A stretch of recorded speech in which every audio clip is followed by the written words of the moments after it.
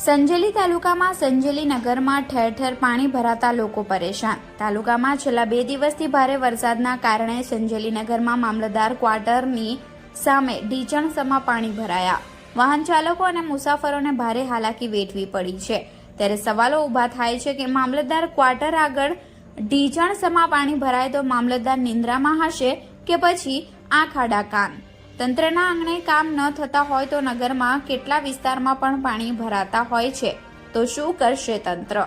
Gate આગળ જ પાણી ભરાતા અધિકારીની નજર પડતી નહીં હોય ત્યારે વાહન ચાલકો અને સ્થાનિક લોકોમાં ભારે રોષ જોવા મળ્યો છે। આ પાણીનો જલ્દી નિકાલ થાય તેવી લોક માંગ ઉઠવા પામી છે। Reporter Nipam Panchal, Gujarat crime news, Sanjeli.